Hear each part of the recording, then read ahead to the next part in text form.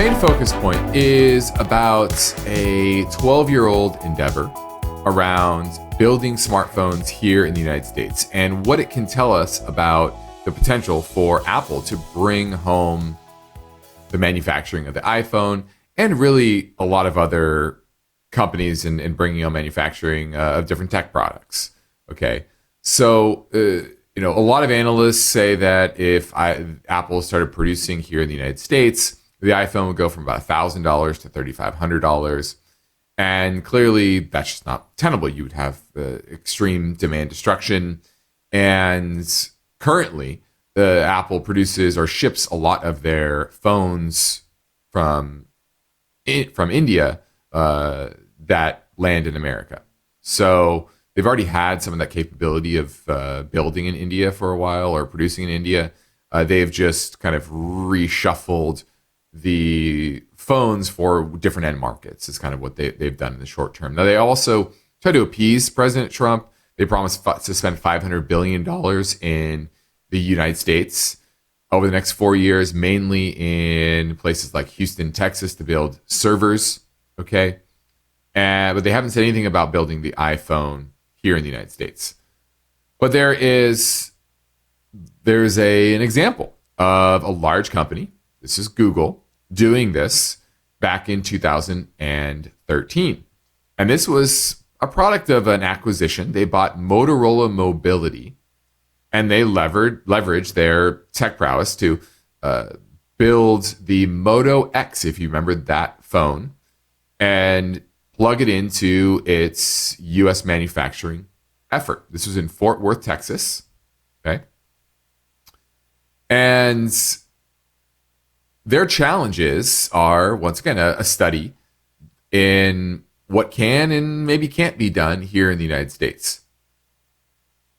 Now, if you look at what they try to do, is they try to capitalize on being able to ship customers phones very quickly, right? Low shipping costs, quick turnarounds, and they allow their customers to customize their phones. So you could get certain type of backings of the phone. That's when you could take off the back of your phone. Remember that? As well as engraving certain words or initials or whatever you want on the phone. So it was more customizable, and that was their way of kind of getting a bit of a leg up on the competition.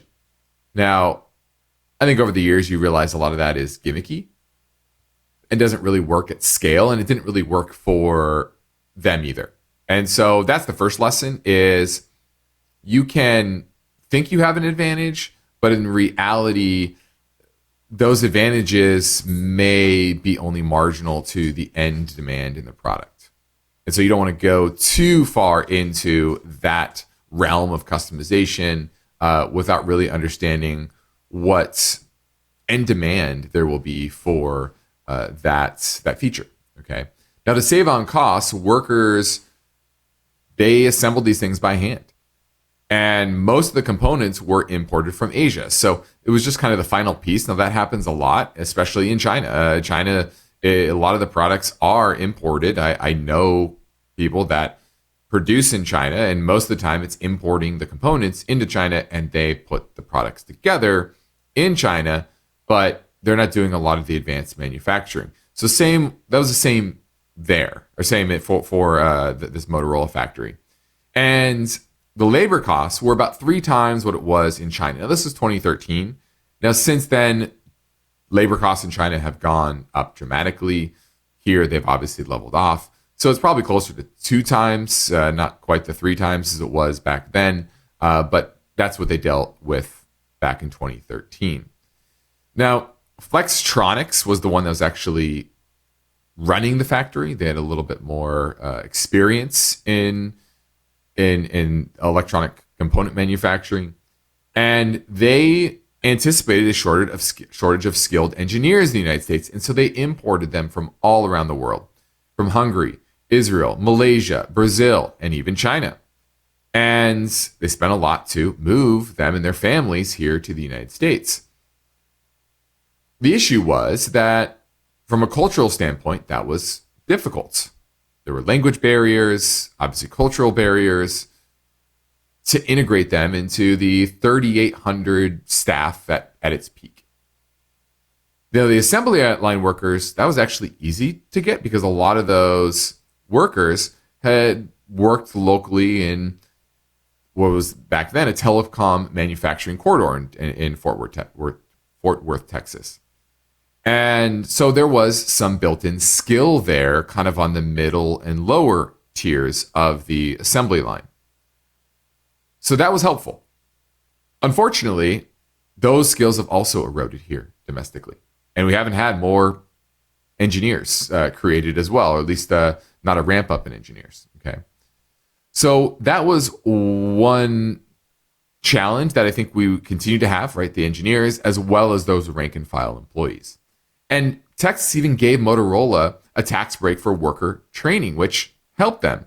And another lesson in kind of industrial policy is bringing that tax break back to these manufacturers as well. In the first quarter of 2014, Motorola sold about 900,000 handsets worldwide, compared to Apple selling 26 million of its iPhone 5S during that same period. Okay, so you're talking about a small fraction of what Apple was selling. And just 5 months after opening the factory and debuting the phone, they dropped the price. And after 9 months, the factory is only down to 700 workers from a peak of 3,800. And in the marketing, they pushed that this was American made. But people didn't care. People just wanted that better product. And so, their lack of maybe marketing, maybe it was the underlying product that was just inferior. And so, you could argue that Apple product is superior because it's, has the highest market share, and that it could wring economies of scale out of the production process and still make phones at a reasonable price here. Now, once again, analysts say 3,500 versus 1,000, so probably not. And I think that's another factor here, is that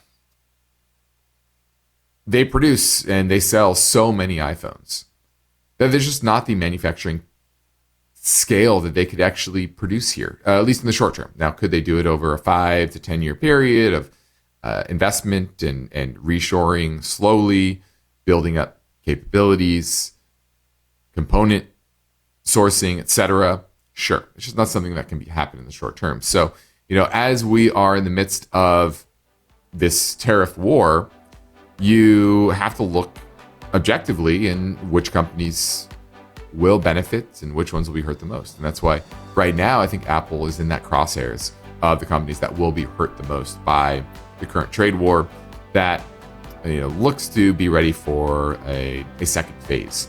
So that's where we're at, and I think there's some good lessons there, both positively and negatively, for companies that could potentially move back here to the United States with its manufacturing capabilities.